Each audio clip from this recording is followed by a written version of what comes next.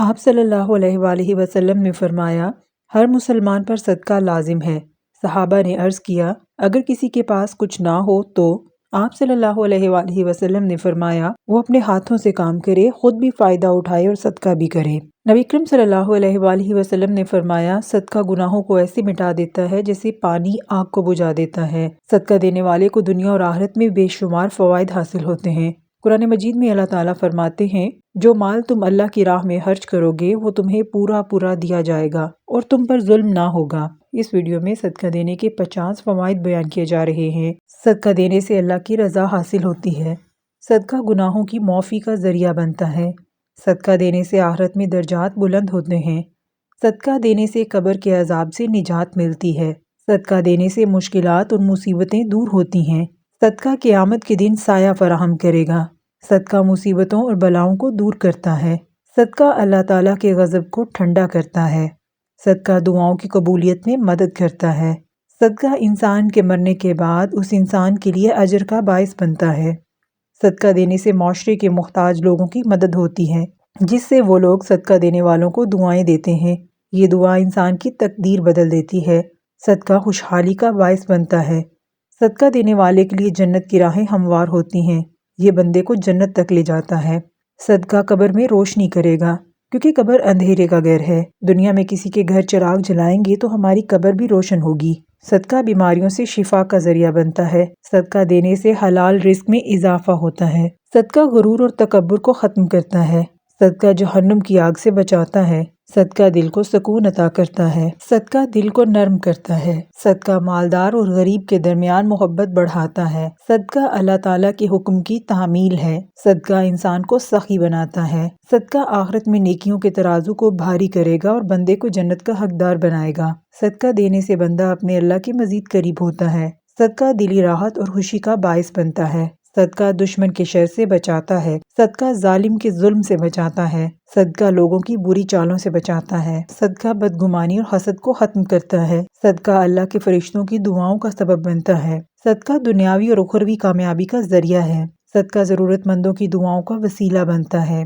صدقہ موت کے وقت آسانی پیدا کرتا ہے۔ صدقہ دینے سے جنت میں درجات بلند ہوتے ہیں۔ صدقہ دینے سے بندہ اللہ کی رحمت کا حقدار بنتا ہے۔ صدقہ شیطان کو دور بھگاتا ہے۔ صدقہ دینے سے انسان کو ایمان کی لذت محسوس ہوتی ہے۔ صدقہ نیکیوں کے دروازے کھولتا جاتا ہے۔ صدقہ انسان کو آزمائشوں سے نکالتا ہے۔ صدقہ غربت کو دور کرتا ہے۔ صدقہ اللہ کے عذاب سے حفاظت کا ذریعہ ہے۔ صدقہ علم میں برکت دیتا ہے۔ صدقہ ہمیشہ کے لیے نیکی کا صدقہ جاریہ بن سکتا ہے۔ صدقہ انسان کو ہر آفت، پریشانی اور برے لوگوں سے بچاتا ہے۔ آخرت کے لیے ذخیرہ بنتا ہے۔ بد دعاؤں سے بچا لیتا ہے۔ صدقہ نیک اعمال کے وزن کو بڑھاتا ہے۔ صدقہ دینے والے کی نیک نامی اور عزت میں اضافہ ہوتا ہے۔ صدقہ مال کو نقصان سے محفوظ رکھتا ہے۔ صدقہ اسلام میں ایک عظیم عبادت اور خیر کا عمل ہے جس کی بے پناہ اہمیت ہے۔ قرآن مجید اور احادیث میں صدقے کی فضیلت اور فوائد پر بہت زور دیا گیا ہے۔ صدقہ کا مطلب ہے کسی بھی چیز کو اللہ کی رضا کے لیے دوسروں کو دینا، چاہے وہ مال، وقت، علم یا حتیٰ کہ ایک مسکراہٹ ہی کیوں نہ ہو۔ صدقہ ہمیشہ خالص اللہ کی رضا کے لیے دیا جانا چاہیے، نہ کہ دکھاوے یا تعریف کے لیے، کیونکہ خالص نیت کے بغیر کوئی بھی عمل قبول نہیں ہوتا۔ صدقہ ایک ایسا عمل ہے جو نہ صرف دوسروں کی زندگی میں آسانی پیدا کرتا ہے بلکہ صدقہ دینے والے کی زندگی کو بھی خوشحال اور پرامن بناتا ہے۔ حضرت عثمان غنی رضی اللہ عنہ کا ایک مشہور واقعہ صدقہ و خیرات کے حوالے سے بیان کیا جاتا ہے۔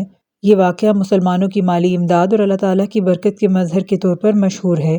جب مدینہ منورہ میں سخت قحط پڑا تو لوگوں کو کھانے پینے کی اشیاء کی شدید ضرورت تھی۔ اسی دوران حضرت عثمان غنی رضی اللہ عنہ کا ایک قافلہ شام سے آیا جس میں بہت زیادہ مقدار میں اناج اور دیگر اشیاء موجود تھیں۔ مدینہ کے تاجروں نے حضرت عثمان غنی رضی اللہ عنہ کے پاس آ کر اناج خریدنے کی خواہش ظاہر کی اور زیادہ قیمت کی پیشکش کی، لیکن حضرت عثمان غنی نے فرمایا، مجھے اس سے زیادہ نفع دینے والا خریدار مل چکا ہے۔ تاجروں نے حیرانی سے پوچھا، ہم سے زیادہ کون نفع دے سکتا ہے؟ حضرت عثمان غنی رضی اللہ عنہ نے جواب دیا، اللہ تعالیٰ مجھے ہر نیکی کے بدلے 700 گنا زیادہ دیتا ہے۔ پھر انہوں نے تمام اناج اور اشیاء ضرورت کو صدقہ کر دیا اور مدینہ کے فقراء اور محتاجوں میں تقسیم کر دیا۔ یہ سخاوت کا مظاہرہ دیکھ کر رسول اللہ صلی اللہ علیہ وآلہ وسلم نے خوشی کا اظہار کیا اور حضرت عثمان غنی رضی اللہ عنہ کے لیے دعا فرمائی، اے اللہ عثمان سے راضی ہو جا، میں عثمان سے راضی ہوں۔ اس واقعے کے بعد حضرت عثمان رضی اللہ عنہ کی دولت میں مزید برکت ہوئی اور وہ ہمیشہ صحابت اور صدقہ و خیرات میں پیش رہے۔ اللہ کی راہ میں دی جانے والی چیز کبھی کم نہیں ہوتی، بلکہ اللہ تعالیٰ اس میں بے شمار برکت عطا فرماتے ہیں۔ یہاں حضرت عمر بن خطاب رضی اللہ عنہ اور صدقے کی برکت کا ایک اور واقعہ بیان کیا جاتا ہے۔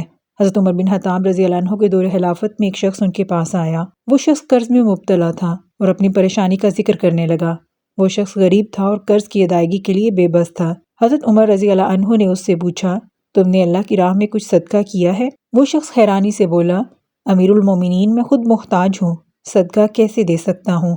حضرت عمر رضی اللہ عنہ نے فرمایا، صدقہ دینے سے مال کم نہیں ہوتا، بلکہ اللہ اس میں برکت عطا فرماتا ہے۔ تم جو کچھ بھی اللہ کی راہ میں دو گے وہ تمہیں کئی گنا بڑھا کر واپس دے گا۔ حضرت عمر نے اس شخص کو صدقہ کرنے کی ترغیب دی اور اسے کچھ مال بھی عطا کیا تاکہ وہ صدقہ کر سکے۔ اس شخص نے اپنے پاس جو کچھ بھی تھا اس میں سے کچھ اللہ کی راہ میں صدقہ کیا اور حضرت عمر کی نصیحت پر عمل کیا۔ ابھی کچھ ہی وقت گزرا تھا کہ وہ شخص دوبارہ حضرت عمر رضی اللہ عنہ کے پاس آیا، لیکن اس بار وہ مسکراتا ہوا اور خوشحال نظر آیا۔ اس نے بتایا، امیر المومنین، اللہ نے مجھے میرے صدقے کے بدولت اتنی برکت عطا فرمائی کہ میرا قرض بھی ادا ہو گیا اور میرے مال میں اتنا اضافہ ہوا کہ میں خود دوسروں کی مدد کرنے کے قابل ہو گیا ہوں۔ حضرت عمر رضی اللہ عنہ نے فرمایا، یہی اللہ کا وعدہ ہے جو قرآن میں بیان ہوا ہے۔ اللہ تعالیٰ قرآن پاک میں فرماتے ہیں، جو لوگ اپنے مال اللہ کی راہ میں خرچ کرتے ہیں ان کی مثال اس دانے کی طرح ہے جس سے 7 بالیں اگتی ہیں اور ہر بال میں 100 دانے ہوتے ہیں، اور اللہ جسے چاہتا ہے بڑھا دیتا ہے۔ صدقہ کرنا نہ صرف اللہ کی خوشنودی حاصل کرنے کا ذریعہ ہے بلکہ یہ مالی مشکلات سے نجات اور برکت کا سبب بنتا ہے۔ حضرت عمر رضی اللہ عنہ کا یہ طرز عمل ہمیں نصیحت کرتا ہے کہ صدقہ دینا ایمان اور اللہ پر توکل کی بہترین علامت ہے۔ غزوہ تبوک کے موقع پر نبی کریم صلی اللہ علیہ وآلہ وسلم نے صحابہ اکرام کو اللہ کے راستے میں مال خرچ کرنے کی دعوت دی۔ حضرت عمر رضی اللہ عنہ نے سوچا کہ آج وہ حضرت ابوبکر صدیق رضی اللہ عنہ سے بڑھ جائیں گے۔ حضرت عمر نے اپنا نصف مال لا کر پیش کر دیا۔ جب حضرت ابوبکر صدیق آئے تو انہوں نے اپنا سارا مال نبی کریم صلی اللہ علیہ وآلہ وسلم کے قدموں میں رکھ دیا۔ رسول اللہ صلی اللہ علیہ وآلہ وسلم نے ان سے پوچھا، اے ابوبکر، اپنے اہل و عیال کے لیے کیا چھوڑا؟ حضرت ابوبکر صدیق رضی اللہ عنہ نے جواب دیا، میں نے ان کے لیے اللہ اور اس کے رسول کو چھوڑ دیا ہے۔ یہ صحاوت اللہ تعالیٰ کو اتنی پسند آئی کہ حضرت ابوبکر صدیق رضی اللہ عنہ کو اسلام کے سب سے افضل انسانوں میں شامل کر دیا گیا۔ کا وہ عمل ہے جو دلوں کو نرم کرتا ہے، گناہوں کو دھو دیتا ہے اور انسان کو اللہ کے قریب لے جاتا ہے۔ اللہ تعالیٰ فرماتے ہیں، جو تم خیرات کرتے ہو وہ اللہ کے علم میں ہے اور وہ اس کا بہترین بدلہ دیتا ہے۔ صدقہ کسی بھوکے کو کھانا کھلانے کا نام ہے، کسی پیاسے کو پانی پلانے کا نام ہے اور کسی مجبور کی مدد کرنے کا نام ہے۔